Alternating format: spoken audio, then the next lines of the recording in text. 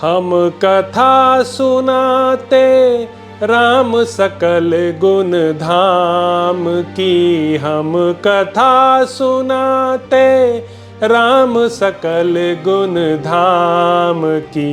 ये रामायण है पुण्य कथा श्री राम की।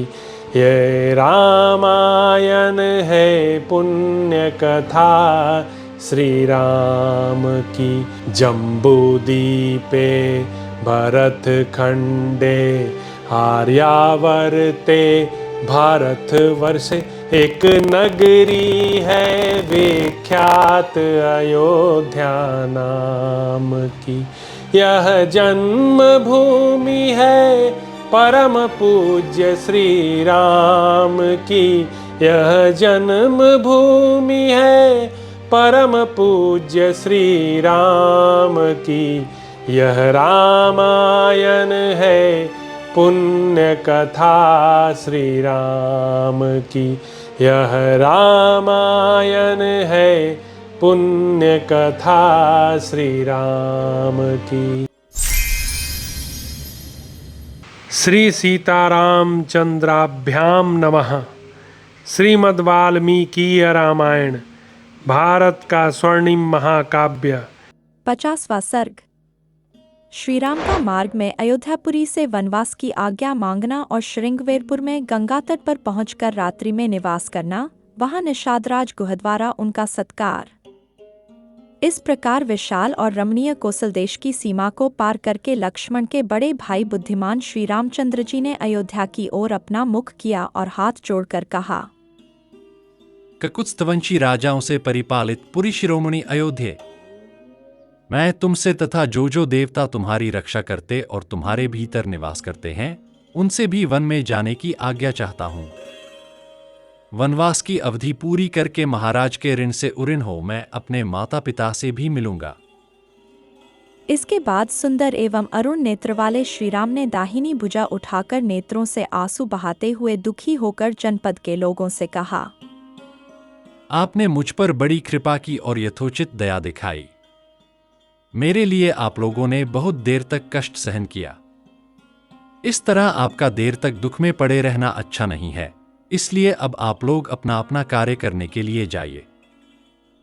यह सुनकर उन मनुष्यों ने महात्मा श्रीराम को प्रणाम करके उनकी परिक्रमा की और घोर विलाप करते हुए वे जहां तहां खड़े हो गए।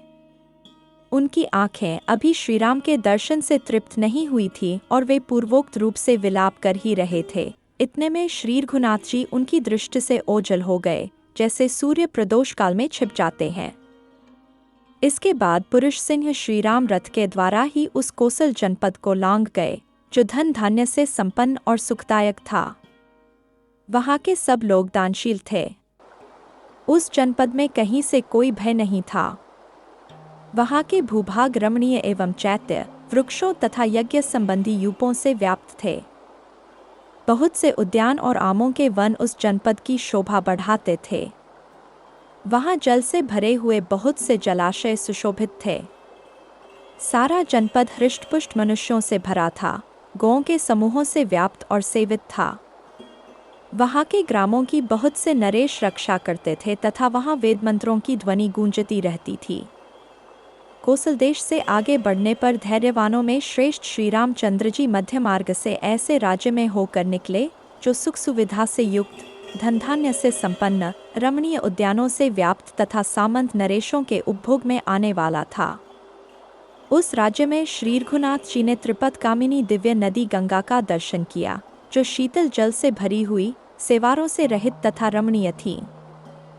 बहुत से महर्षि उनका सेवन करते थे। उनके तट पर थोड़ी थोड़ी दूर पर बहुत से सुंदर आश्रम बने थे, जो उन देवनदी की शोभा बढ़ाते थे। समय समय पर हर्षभरी अप्सराएं भी उतरकर उनके जलकुंड का सेवन करती हैं। वे गंगा सबका कल्याण करने वाली हैं। देवता, दानव, गंधर्व और किन्नर उन शिव स्वरूपा भागीरथी की शोभा बढ़ाते हैं। नागों और गंधर्वों की पत्नियां उनके जल का सदा सेवन करती हैं। गंगा के दोनों तटों पर देवताओं के सैकड़ों पर्वतीय क्रीड़ा स्थल हैं। उनके किनारे देवताओं के बहुत से उद्यान भी हैं। वे देवताओं की क्रीड़ा के लिए आकाश में भी विद्यमान हैं और वहां देव पद्मिनी के रूप में विख्यात हैं। प्रस्तरखंडों से गंगा के जल के टकराने से जो शब्द होता है वही मानो उनका उग्र अट्टहास है। जल से जो फेन प्रकट होता है वही उन दिव्य नदी का निर्मल हास है। कहीं तो उनका जल वेणी के आकार का है और कहीं वे भंवरों से सुशोभित होती हैं। कहीं उनका जल निश्चल एवं गहरा है, कहीं वे महान वेग से व्याप्त हैं। कहीं उनके जल से मृदंग आदि के समान गंभीर घोष प्रकट होता है और कहीं वज्रपात आदि के समान भयंकर नाद सुनाई पड़ता है। उनके जल में देवताओं के समुदाय गोते लगाते हैं। कहीं कहीं उनका जल नील कमलों अथवा कुमुदों से आच्छादित होता है। कहीं विशाल पुलिन का दर्शन होता है तो कहीं निर्मल बालुका, राशिका, हंसों और सारसों के कलरव वहां गूंजते रहते हैं। चकवे उन देव नदी की शोभा बढ़ाते हैं। सदा मदमत्त रहने वाले विहंगम उनके जल पर मंडराते रहते हैं। वे उत्तम शोभा से संपन्न हैं। कहीं तटवर्ती वृक्ष मालाकार होकर उनकी शोभा बढ़ाते हैं। कहीं तो उनका जल खिले हुए उत्पलों से आच्छादित है और कहीं कमलवनों से व्याप्त। कहीं कुमुद समूह तथा कहीं कलिकाएं उन्हें सुशोभित करती हैं। कहीं नाना प्रकार के पुष्पों के परागों से व्याप्त होकर वे मदमत्त नारी के समान प्रतीत होती हैं। वे मलसमूह, पापराशि दूर कर देती हैं। उनका जल इतना स्वच्छ है कि मणि के समान निर्मल दिखाई देता है। उनके तटवर्ती वन का भीतरी भाग मदमत्त दिग्गजों, जंगली हाथियों तथा देवराज की सवारी में आने वाले श्रेष्ठ गजराजों से कोलाहलपूर्ण बना रहता है। वे फलों, फूलों, पल्लवों, गुल्मों तथा पक्षियों से आवृत होकर उत्तम आभूषणों से यत्नपूर्वक विभूषित हुई युवती के समान शोभा पाती हैं। उनका प्राकट्य भगवान विष्णु के चरणों से हुआ है। उनमें पाप का लेश भी नहीं है। वे दिव्य नदी गंगा जीवों के समस्त पापों का नाश कर देने वाली हैं। उनके जल में सूंस, घड़ियाल और सर्प निवास करते हैं। सगरवंशी राजा भगीरथ के तपों में तेज से जिनका शंकर जी के जटाजूट से अवतरण हुआ था, जो समुद्र की रानी है तथा जिनके निकट सारस और क्रौंच पक्षी कलरव करते रहते हैं, उन्हीं देवनदी गंगा के पास महाबाहु श्री राम जी पहुँचे। गंगा की वह धारा श्रृंगवेरपुर में बह रही थी। जिनके आवर्त, भंवरें, लहरों से व्याप्त थे, उन गंगा जी का दर्शन करके महारथी श्रीराम ने सारथी सुमंत्र से कहा, सूत, आज हम लोग यहीं रहेंगे। सारथे, गंगा जी के समीप ही जो यह बहुत से फूलों और नए नए पल्लवों से सुशोभित महान इंगुदी का वृक्ष है, इसी के नीचे आज रात में हम निवास करेंगे। जिनका जल देवताओं, मनुष्यों, गंधर्वों, सपों, पशुओं तथा पक्षियों के लिए भी समादरणीय है, उन कल्याण स्वरूपा सरिताओं में श्रेष्ठ गंगा जी का भी मुझे यहाँ से दर्शन होता रहेगा। तब लक्ष्मण और सुमंत्र भी श्री रामचंद्र जी से बहुत अच्छा कहकर अश्वों द्वारा उस इंगुदी वृक्ष के समीप गए। उस रमणीय वृक्ष के पास पहुंचकर इक्ष्वाकुनंदन श्री राम अपनी पत्नी सीता और भाई लक्ष्मण के साथ रथ से उतर गए। फिर सुमंत्र ने भी उतरकर उत्तम घोड़ों को खोल दिया और वृक्ष की जड़ पर बैठे हुए श्री रामचंद्र जी के पास जाकर वे हाथ जोड़कर खड़े हो गए। श्रृंगवेरपुर में गुह नाम का राजा राज्य करता था। वह श्री रामचंद्र जी का प्राणों के समान प्रिय मित्र था। उसका जन्म निषाद कुल में हुआ था। वह शारीरिक शक्ति और सैनिक शक्ति की दृष्टि से भी बलवान था तथा वहां के निषादों का सुविख्यात राजा था। उसने जब सुना कि पुरुष सिंह श्री राम मेरे राज्य में पधारे हैं, तब वह बूढ़े मंत्रियों और बंधु बांधवों से घिरा हुआ वहां आया। निषाद राज को दूर से आया हुआ देख श्री रामचंद्र जी लक्ष्मण के साथ आगे बढ़कर उससे मिले। श्री रामचंद्र जी को वल्कल आदि धारण किए देख कुह को बड़ा दुख हुआ। उसने श्री रघुनाथ जी को हृदय से लगाकर कहा, श्री राम, आपके लिए जैसे अयोध्या का राज्य है, उसी प्रकार यह राज्य भी है। बताइए, मैं आपकी क्या सेवा करूं?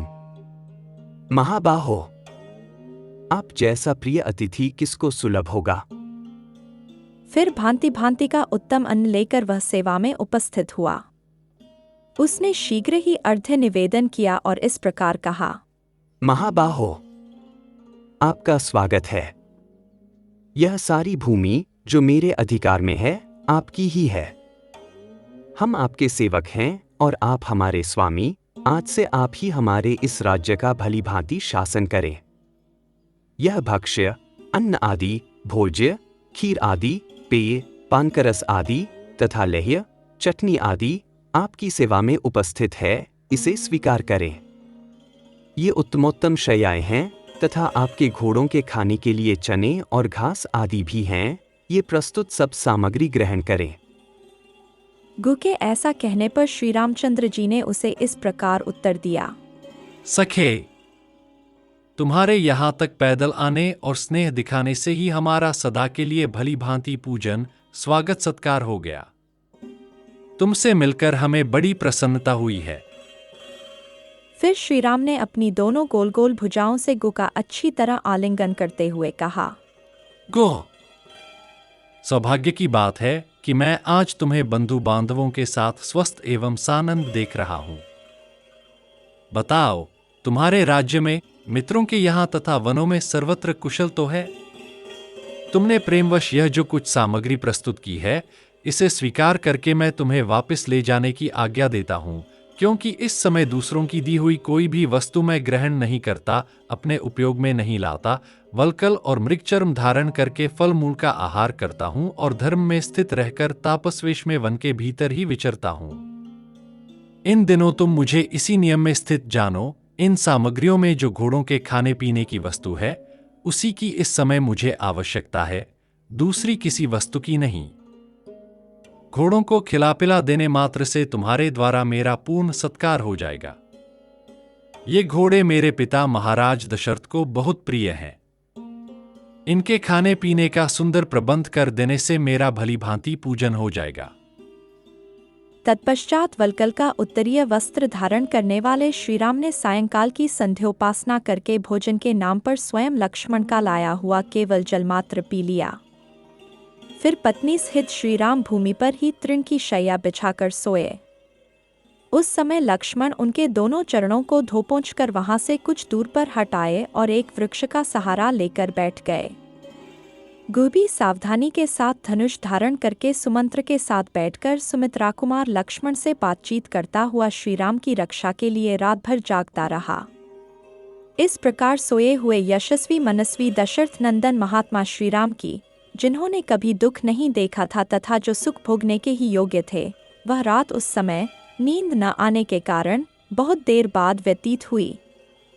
इस प्रकार श्री वाल्मीकि निर्मित आर्ष रामायण आदि काव्य के अयोध्या कांड में 50वां सर्ग पूरा हुआ।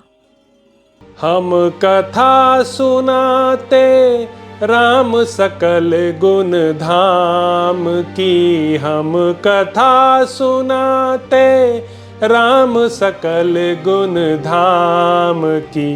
ये रामायण है पुण्य कथा श्री राम की, ये रामायण है पुण्य कथा श्री राम की। जम्बूदीपे भरत खंडे आर्यावर्ते भारत वर्षे, एक नगरी है विख्यात अयोध्या नाम की।